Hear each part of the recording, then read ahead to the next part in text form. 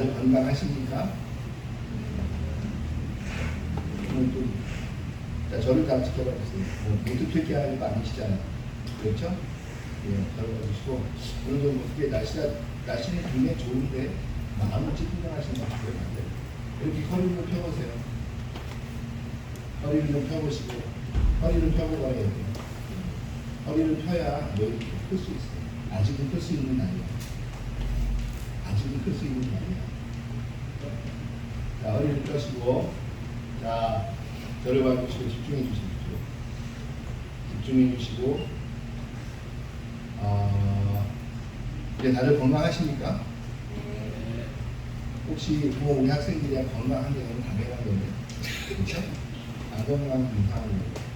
건강을 염려해야 되는 나이는 보니까 50이 넘어가면 그게 건강을 염려해야 하는 나이가 되는 것 같아요. 제가 필리핀에 처음 올 때 필리핀의 기대 수명이 몇 살입니까? 라고 여기저기 알아보고 물어보니까 기대 수명이 60이 안 60이 안 넘더라고요. 지금도 60이 넘는 것 같아요. 기대 수명이 60이 안 넘는 나이는 50대부터 그리고 필리핀에서는 사람들이 할아버지, 할머니 소리를 많이 듣기 시작해요. 저희 사역자 중에 한 명이 저 올해 한국 나이 50이 되거든요. 50이 돼서 제가 그 친구를 뭐라고 그러냐면 어이, 이거랑 파스터 이렇게 왜냐면 그 친구는 나이로는 필리핀에서 이제 할아버지 축이더라고요. 그런데 여기 50대 되신 분들 많으시죠? 50대가 뭐라고 생각하시는 분들도 계시겠지만 50이 넘으신 분들도 많이 계실 거예요. 50이 넘으시면 여기서는 이미 할아버지 축이에요. 저도 50이 넘었으니까 이곳에서 할아버지 축에 속할 수도 있겠죠. 그러나 제 마음은 그렇게 생각하고 싶지는 않습니다. 저는 언제나 아직도 10대에서 20대, 아직도 비앰비셔스, 아직도 열망을 가지고 있는 소년으로 남고 싶은 그러한 마음이지만 이제 병원에 가보니까 병원에서 한 군데 고장나기 시작하더라고요. 한 군데. 지난번에도 말씀드렸지만 저희 집에서는 유전적으로 고혈압이 있어요. 고혈압이 있고 그 고혈압이 있기에 저는 고혈압 약을 먹고 있습니다. 고혈압 약을 먹으니까 고지혈증 약도 당연히 같이 먹어야 한다. 고지혈증. 병원에 가면 의사들이 많이 이야기하죠. 여기가 안 좋고 저기가 안 좋고 이렇게 안 좋고 저렇게 안 좋기 때문에 뭐를 드시지 말고 운동을 하고 뭐를 하십시오 라고 이야기를 많이 합니다. 그런데 그때 이렇게 물어보세요. 아니면 제 친구 아니면 저와 같이 있는 누구는 저와 똑같이 술을 먹고 똑같이 담배를 피우고 똑같이 했는데 왜 그 친구는 그 친구에게는 그런 병이 없는데 저에게는 이런 병이 있습니까? 라고 물어보면 의사들은 대부분 이렇게 이야기합니다. 그것은 타고난 건강입니다. 이렇게 얘기해요. 어떤 사람은 몸에서 당뇨가 빨리 올 수 있고 암이 빨리 올 수 있고 어떤 사람은 저처럼 고혈압이 올 수 있고 왜냐하면 그 병도 유전이라는 거죠. 유전적으로 병이 있으면 그 병이 유전되어 내려간다는 거죠. 그러면서 하는 이야기가 있죠. 그렇게 고혈압이 있으시니 짜게 드시지 마시고 음식 조절하시고 운동하면서 잘 다스리시면 오래오래 사실 수 있습니다. 라는 거죠. 다시 말하면 아픈 곳이 있고 연약한 곳이 있으면 잘 다스리면 오래오래 살 수 있다는 것입니다. 다시 말하면 내가 지금 모든 곳에서 다 건강하거나 내 몸이 모든 곳에서 다 완전하지 않더라도 잘 다스리고 내가 지금부터라도 잘 음식 조절을 하고 거기에 아픈 곳을 잘 보살펴주면 그곳에 대해서 신경을 쓰면 그 아픈 것을 조금 더 늦추고 그리고 오래오래 건강하게 살 수 있다는 이야기를 하는 거죠. 건강에서 제일 중요한 건 먹는 것이고 건강에서 제일 중요한 건 운동하는 것보다 더 중요한 건 없는 것 같아요. 모든 병원에 가는 건 사후 약방 식에 우리가 아프기에 이미 그것을 고치기 위해서 가는 것이지만 그 고치는 것보다 더 중요한 것은 무엇이냐면 아픈 곳이 있거나 연약한 곳이 있으면 그곳을 만져주고 그래서 내 모습 이대로 내가 지키며 살아가는 것이 중요한 것이라고 생각합니다. 다시 말하면 나는 고혈압이 있는데 나는 절대 이걸 인정할 수 없어. 나는 고혈압이 있기 때문에 이것을 인정할 수 없고 이 고혈압은 나는 이길 거야, 극복할 거야, 다른 없는 사람들처럼 나는 살 거야 하면서 약을 안 먹고 계속 짜게 먹고 하게 된다면 그 원래 고혈압에서 건강한 사람하고 똑같이 살게 된다면 어떻게 되냐면 그 사람은 더 빨리 그 고혈압의 문제가 되어 죽을 수밖에 없다는 거죠. 연약한 것을 인정하고 그러나 그 연약한 것도 내가 잘 보살피면 그 고혈압이 없는 사람만큼 오래 살 수 있는 것이 인간의 몸입니다. 인간이란 얼마나 재미나냐면 바로 저는 이솝 부화 중에 인간을 이렇게 표현하는 것을 참 좋아합니다. 어느 날 우리가 잘 아는 이소구화 중에 황소와 개구리라는 이야기가 있습니다. 혹시 여러분 기억하시나요? 혹시 학생들 기억하고 있나요? 황소와 개구리. 어느 날 아들 개구리가 연못에서 놀다 보니까 멋진 연못에서 물을 먹고 있는 황소 한 마리를 보았어요. 황소 한 마리를 봤는데 개구리는 자기는 그 황소에 비하니까 몸도 작고 굉장히 보잘것없이 보이지만 그 우람한 몸과 그리고 그 큰 그리고 힘이 세 보이는 모습, 그 뿔을 보니까 굉장히 강인해 보이는 그 모습에 이 아들 개구리는 나는 왜 이렇게 태어났을까? 라는 고민을 하게 되고 부러워하게 됩니다. 집에 와서 아빠 개구리에게 이야기하죠. 아빠, 내가 오늘 정말 멋진 그런 동물을 하나 봤어요. 힘도 세 보이고 정말 멋있어 보여요. 등치도 크고 세상에서 그렇게 센 아마 그런 동물은 없을 것이에요. 라고 이야기하니까 이 아빠 개구리가 그게 뭐냐라고 그러니까 황소라는 것을 봤어요. 그 아빠 개구리가 이렇게 이야기했죠. 아유, 그거 별로 크잖아. 아빠도 그 정도 돼. 하면서 숨을 들어마시기 시작합니다. 숨을 들어마시면서 배를 부풀리면서 자기의 몸을 크게 하면서 자, 봐라. 아빠도 지금 황소만 하지 않니? 라고 이야기하니까 아들이 뭐라고 그래요? 아빠, 잽짠데요. 그렇게 이야기하잖아요.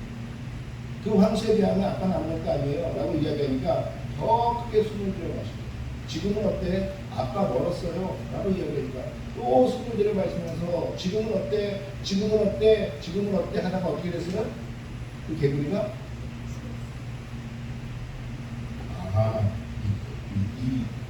예, 배가 터져 죽었죠. 배가 터져 죽게 됐어요. 개구리는 절대로 황소만에 둘 수 없습니다. 그러나 개구리는 황소는 부러워할 수 있지만 그 부러워하는 황소만큼 개구리는 잘할 수가 없다라는 것입니다.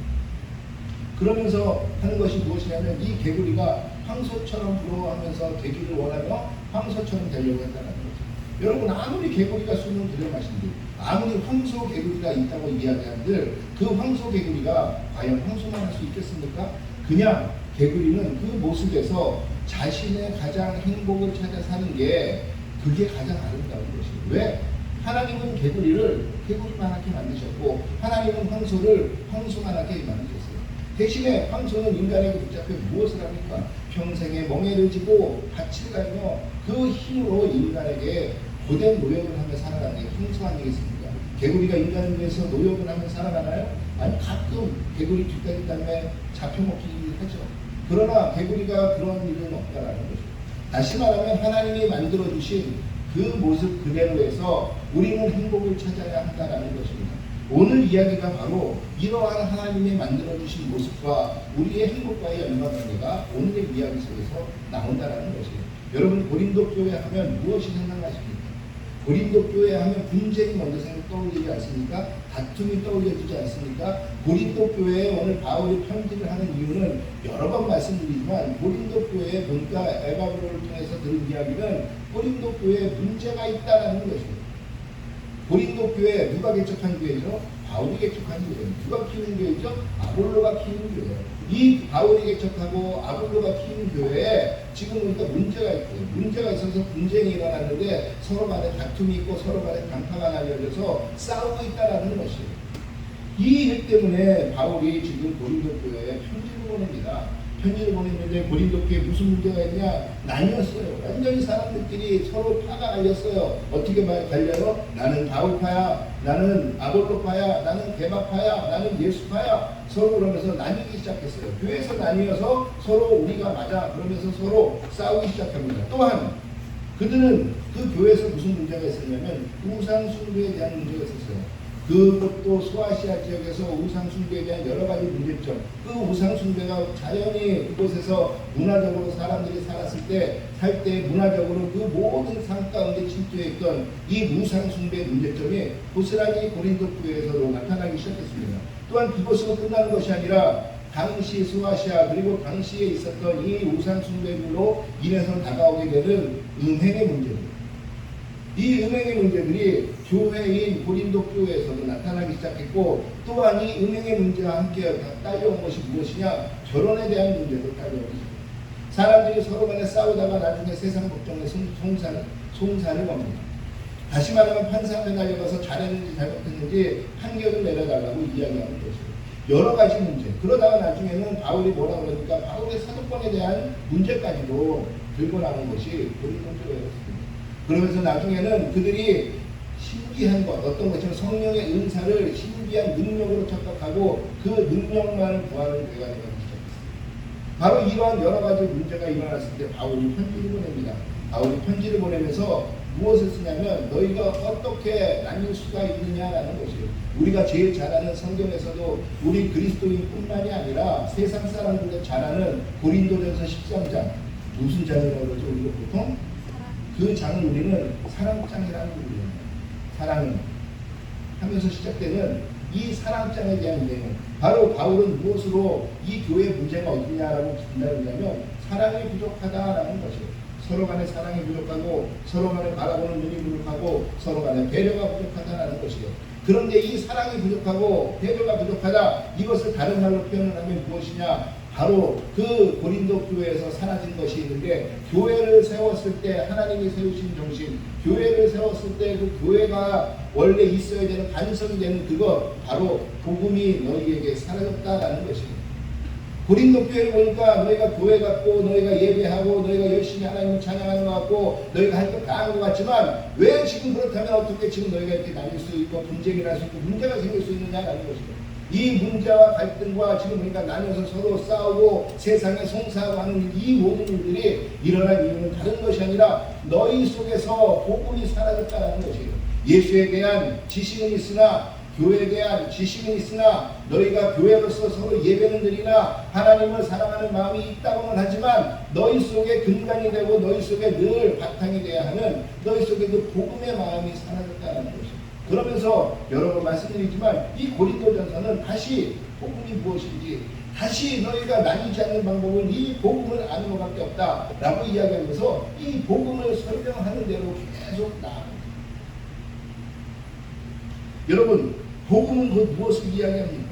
복음은 다른 것이 아니에요. 복음은 한 단어로 이야기하면 예수 그리스도가 복음이에요. 복음을 더 길게 이야기하면 예수 그리스도께서 우리에게 오셔서 우리를 위해서 대신 죽으시고 십자가에 죽으시고 우리를 위해서 그 모든 죄의 굴레를 벗겨주신 것, 더 길게 얘기하면 이것을 통하여 우리가 예수를 믿기만 하면 우리가 하나님 앞에 다시 돌아가 하나님 앞에서 하나님과 다시 교제하며 살아갈 수 있는 존재가 될 수 있게 되었다라는 것이 바로 복음이에요.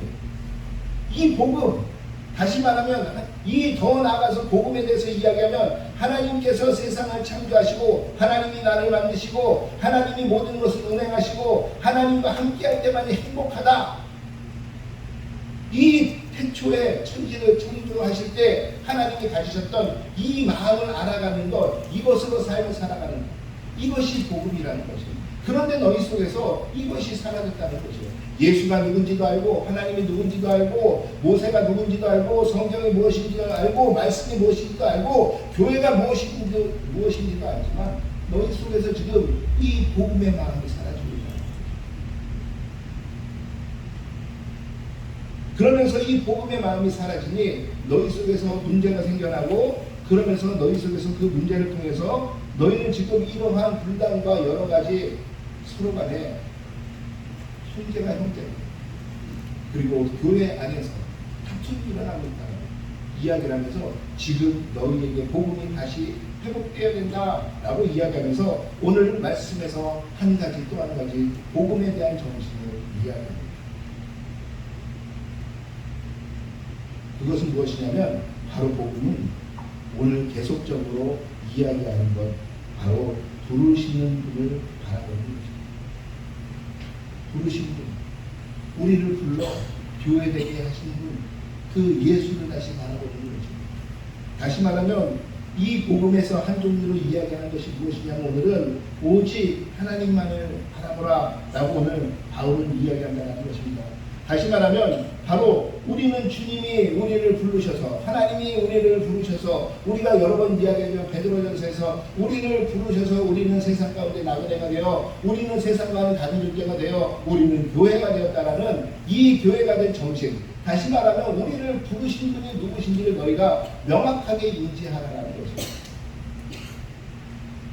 너희를 교회로 부르신 사람은 김 집사님이 아니야. 너희를 교회로 부른 사람은 저 목사님이 아니야. 너희가 비록 저 목사님이 너희를 전도했을지 모르지만 저 김집사님이 저 이장로님이 너를 불러 너를 교회에 전도했을지 모르지만 너를 부른 분은 그분들이 아니라 너를 부른 사람은 너를 부른 분은 누구냐면 바로 하나님 그분이 너를 부르셨다는 것이죠.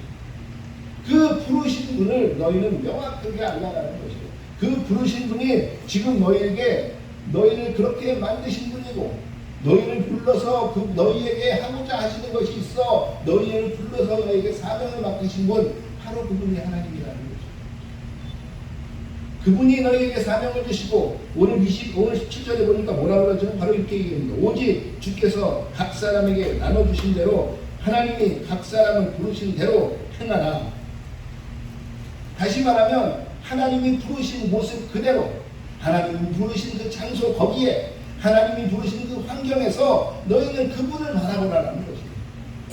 다시 말하면 너희가 부른 그 환경도 하나님이 만드시고 너희들의 모습도 그렇게 하나님이 만드셨고 너희들을 불러서 사명을 주신 너희가 해야 될 일도 하나님이 이미 우리에게 주셨다는 것입니다.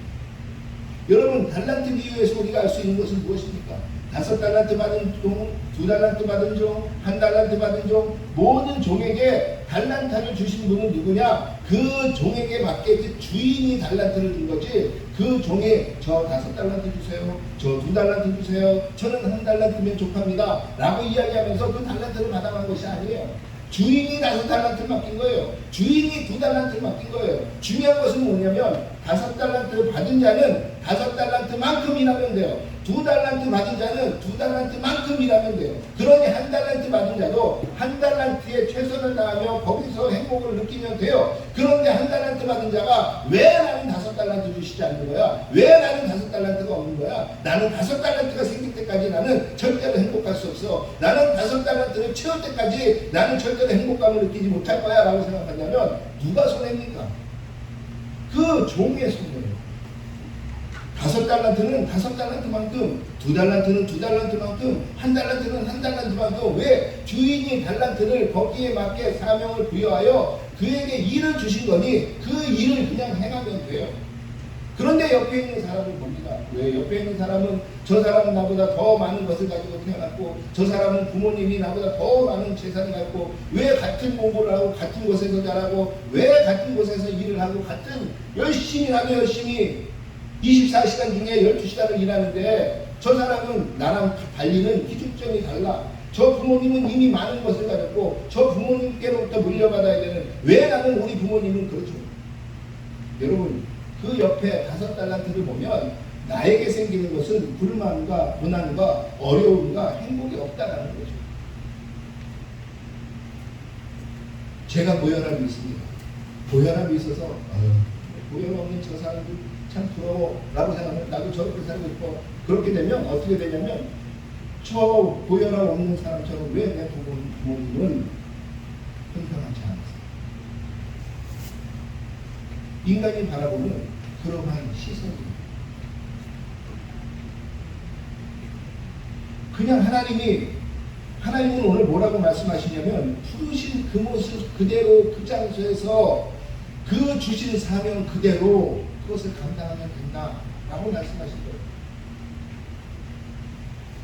내가 가지고 있는 데서 나는 주님께 최선을 다해 주님의 사명을 감당하면 주님께서 그것을 가지고 기뻐하신다는 것이에요. 여러분 달란트 비유에서 주인은 절대로 5달란트 남긴 종과 2달란트 남긴 종에게 토시 하나 띄지 않게 칭찬하며 똑같이 상급을 냅니다.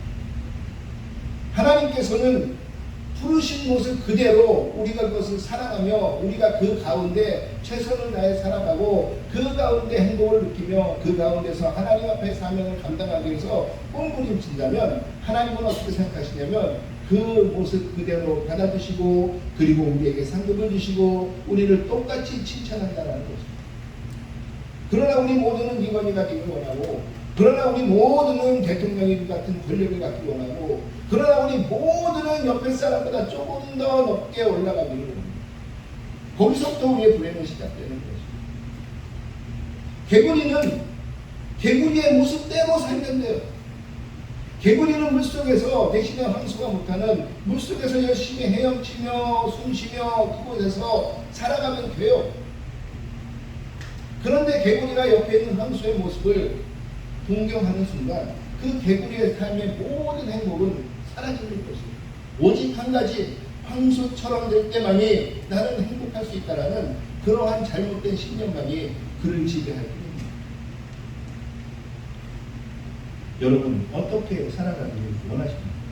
또 한 가지는 무엇이냐면 부르신 분을 바라보며 살아가면서 또한 부르신 그대로를 행하며 살아가라고 오늘 17절에서 이야기합니다. 부르신 그 이유를 그대로 행하며 살아가래요. 17절을 다시 한번 보겠습니다. 제가 읽겠습니다. 오직 주께서 각 사람에게 나눠주신 대로 하나님이 각 사람을 부르신 그대로 행하라. 그리고 내가 모든 교회에 이와 같이 명하노라. 지금 이렇게 행하라는 것은 그냥 권면이 아니에요. 오늘 보니까 그렇게 행하라고 명하고 있습니다. 한 달란트 받았니? 한 달란트만 행해. 더 하지도 마. 그것은 명령이야 라고 이야기한다는 거죠. 여러분 여기 중요한 것이 하나 더 나오는데요. 여기서 행하라 라고 이야기하는 것이 행하다 라는 헬라어 페리파테오, 이 이야기는 페리, 주변이라는 뜻과 파테오, 밟다라는 뜻이 합쳐져서 주변을 밟고 있는 게 페리파테오입니다. 여러분 주변을 밟고 있다, 주변을 내가 밟고 서 있다. 제가 설교할 때 많이 나오는 그러한 이야기 중에 하나 아닙니까? 밟는다, 지배한다, 밟는다. 다시 말하면 하나님께서 창세기에서 인간을 창조하실 때 그 창조 목적이 뭐냐면 세상을 지배하기 위해서, 하나님 대신 지배하기 위해서 인간을 창조하셨다. 그러기 위해서 형상을 주셨다라고 창세기 1장 26절에서 이야기합니다. 다시 말하면 하나님께서 만드신 세상의 모든 만물을 하나님 대신해서 지배하게 하기 위해서, 하나님 대신해서 다스리게 하기 위해서, 그래서 인간을 만드셨다라고 명확하게 그 목적을 이야기하시는데, 그 다스리다라는 동사 라다, 히브리어 라다가 바로 이 페리파테오예요. 다시 말하면 무엇이냐면 그 다스리기 위해서 밟고 있는 모습, 그 밟고 있는 모습을 오늘 신약 성경에서 바울은 다시 한번 우리 그리스도인들에게 이야기합니다. 부르신 모습 그대로 밟고 서 있으라는 것이에요. 부르신 모습 그대로 세상 가운데 그 주변에서 너희가 밟고 있으라는 것이에요. 다시 말하면 이 뜻이 무엇이냐면 부르신 모습 그대로 행하라. 이것이 무엇이냐면 부르신 모습 그대로 그곳을 다스리고 있으라는 것이에요. 부르시고 있는 모습, 부르신 모습 그대로 너희 주변에 있는 너희의 모든 것에서 하나님을 대신해서 너희는 다스리고 있으라는 것이에요. 하나님께서 우리에게 주신 것은 무엇이냐면 너 주변의 사람들의, 너 주변의 환경에 그것을 하나님의 방식으로 다스려가기 위해서 우리를 부르셨는데, 내가 너희에게 나눠준 그 바운더리만큼 밟고선 그곳에서 왕같은 존재로 살아가고 있으라는 것이에요. 어떠한 왕, 권력으로 누르고 아니면 돈을 추구하는 그러한 왕이 아니라 하나님의 그 모습을 닮은, 예수의 그 모습을 닮은 원래 세상의 만군의 왕이신 그 하나님의 모습으로 그곳을 밟고 서 있으라는 것이에요. 그것을 다스리고 있으라는 것이에요. 다시 말하면 하나님이 부르신 그대로 행하라. 이것은 무엇이냐면 하나님께서 부르신 목적 그대로 너희의 주변에 다스리며 하나님이 너를 창조하신 목적 그대로 하나님을 보이며 살아가라는 것입니다.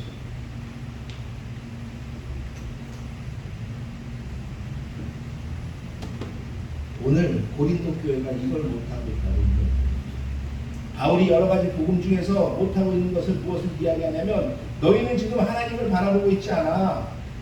너희는 그 창조하신 그 하나님을 바라보고 있지 않아. 너희는 교회라고 이야기하면서, 너희는 하나님을 사랑한다고 이야기하면서도 너희는 그 하나님을 바라보고 있지 않아. 그 하나님을 바라보고 있다면 그 하나님께서 부르신 모습 그대로 너희는 만족하며 거기에 살아갈 텐데, 너희는 주변을 바라보잖아. 하나님을 바라보지 않고 너희는 주변을 보잖아. 하나님을 바라보지 않고 너희는 세상을 보잖아. 너희 속에 복음이 없기 때문이야.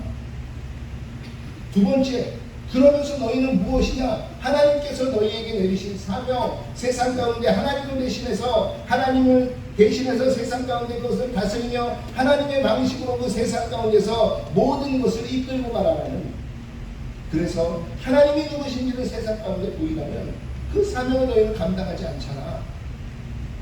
그러기에 너희 가운데 세상에서와 똑같이 분쟁이 일어날 수밖에 없고, 그러기에 너희에게 똑같이 세상 가운데 다툼이 일어날 수밖에 없고, 그러기에 너희에게 다가온 것은 무엇이냐면 사랑이 아닌 형제끼리 미워하는 것이 올 수밖에 없다라는 지금 바울이 이야기하는 것입니다. 여러분, 우리는 어떻습니까?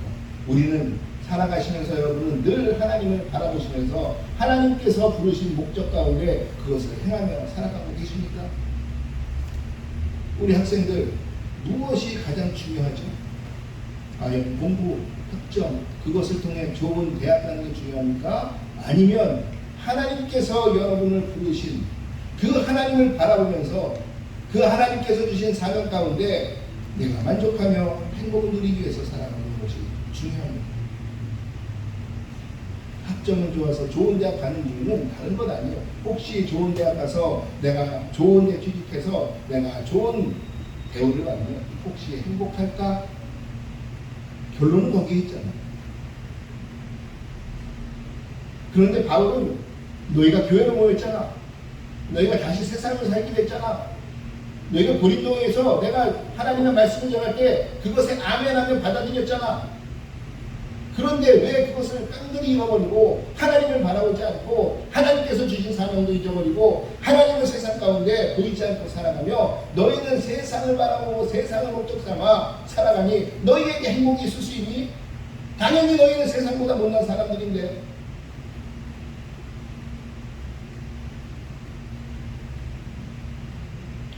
우리 기사분들은 아니면 저와 여러분은 어떻게 살아가고 계십니까? 저는 여기에서 이야기하기를 저는 늘 하나님을 바라보고 살아갑니다. 그리고 그 사명 가운데 살아갑니다. 라고 저는 고백하기는 어려워요. 그러나 이 고백을 할 수 있습니다. 그렇지만 그럼에도 불구하고 나를 사랑하시고 나를 이끌어주시는 그 주님을 의지하여 오늘도 그렇게 살아가려고 노력하려 합니다. 여러분, 우리는 우리가 서 있는 주변이나 아니면 과거를 보면서 살아가는 사람들이 아니에요. 우리는 하늘을 보고 살아가고 미래를 보면서 살아가는 사람. 언젠가 죽고 언젠가 그 미래에 하늘에 돌아가서 하나님과 함께 살아갈 그 미래를 바라보며 그 앞에 하나님, 예수님 앞에 우리가 섰을 때 주님, 주께서 나에게 주신 그 2달란트를 통하여 내가 2달란트를 남겼습니다 라고 이야기할 수 있는 그 미래를 보면서 살아가는 사람. 아까 이야기했던 황소와 개구리, 이솝과 누가 지었죠? 이솝이라는 사람을 지었습니다. 원래 이름은 아이소파카. 이솝은 어느 나라 사람인지 아세요, 여러분? 저도 이 설교 준비하기 전까지 이솝이 덴마크 사람입니다. 이솝은 고대 그리스 사람. 고대 그리스 사람에서 이 이솝과는 전부 다 구전돼서 여태까지 저희에게 들려졌던 것을 18세기에 이것을 책으로 만든 것입니다. 이 아이소파카는 또 어떤 사람이냐, 이 글을 쓰는 글재주가 있는 그런 사람이 아니라 고대 그리스의 노예였습니다. 고대 그리스의 노예가 이 재미있는 이야기, 모든 것을 세상에 있는 것을 동물에 빗대어 이야기했던 이 고대 그리스의 노예. 그는 나중에 어떻게 되냐면 자기 주인을 몇 번 도와서 자유인이 됩니다. 그가 만약에 자신의 삶에서 내가 노예라는데 영원히 주변만 바라보며 평생을 살았다면 그는 아마 자유인이 되지 못했습니다. 그러나 그는 그 이야기를 통한 미래를 바라봤고 그 미래를 바라봤을 때 그는 자유인에 대한 꿈을 꾸었을 것입니다. 그리고 그는 끝내는 자유인이 되었습니다. 이 아이소파카에 대한, 이솝에 대한 이 이야기는 잘 모릅니다. 원체 고대 그리스에 있던 사람입니다. 그러나 전해져 오는 것은 여기까지. 여러분 혹시 크리스마스 캐럴 그리고 올리버 트위스트를 쓴 찰스 디킨스를 아십니까? 이 찰스 디킨스는 영국에서 또 찰스 디킨스 이전과 이후로 나누는 영국의 위대한 글쟁이로 남아있는 사람입니다. 그런데 이 찰스 디킨스가 원래 그의 직업이 무엇인지 아십니까? 그는 원래 구두닦이였습니다.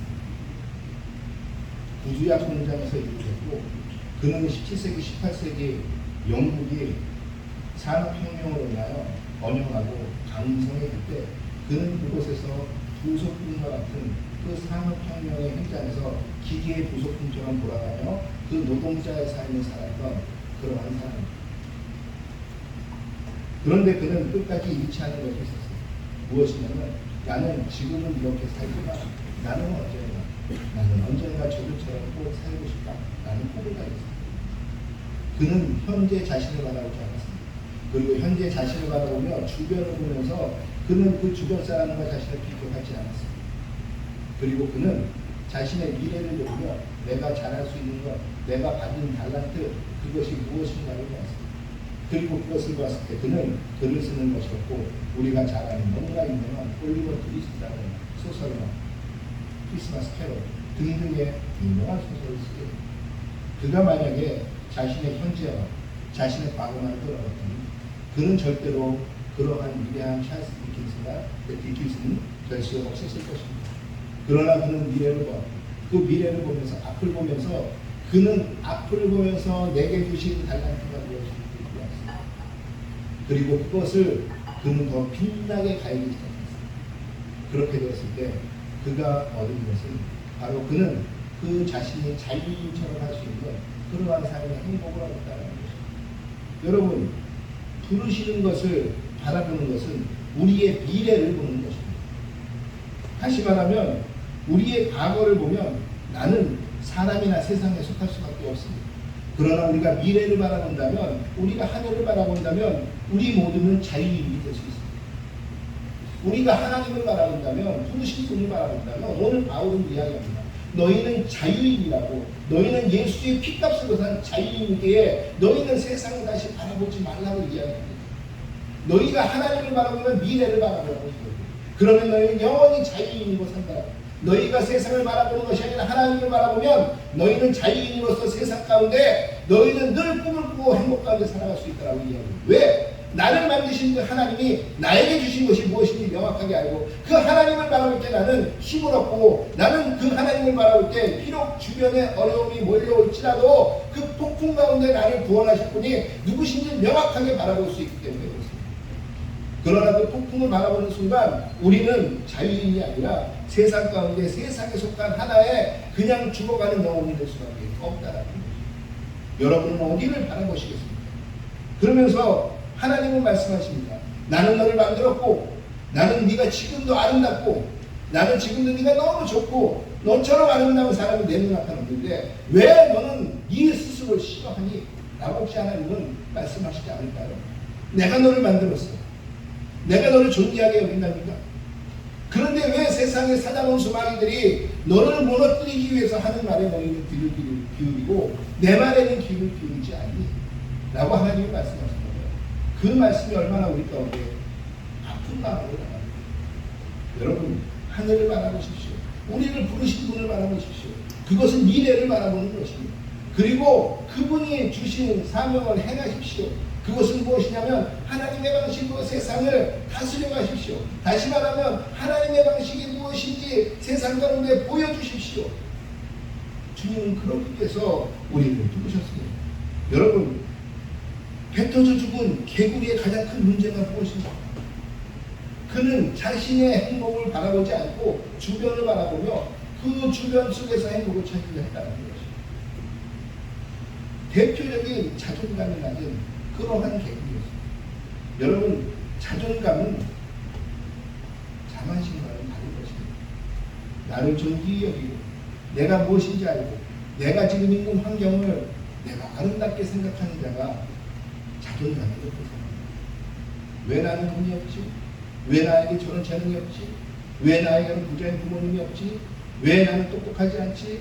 왜 나는 나이가 150 넘지 않지? 왜 나에게는 권한이 없고 권력이 없지? 왜 나는 맨날 구출구출하며 살아가야 되지? 그것이 아니라 지금 그 모습대로 부르시는 그 주님을 바랍니다. 그리고 그 주님이 그럼에도 불구하고 나는 너를 사랑한다라고 말씀하시는 그 주님을 바랍니다. 미래를 꿈꾸시는 저와 여러분 되기를 주의 이름으로 축원하겠습니다. 그러한 디사이플의 모든 공동체 여러분 되기를 주의 이름으로 축원하겠습니다. 여러분, 이건 누가 해주는 것이 아니에요. 우리가 주 앞에 나가서 우리가 주 앞에 서로 만나며 주 앞에서 우리가 눈물겹게 힘겹게 기도하며 나아가서 우리가 주님을 경험할 때 되는 것입니다. 그러한 죽음을 경험하는 저와 여러분 되기를 주의 이름으로 축원하겠습니다. 주의 이름으로 축원하겠습니다. 우리 이 시간에 찬양하겠습니다. 우리가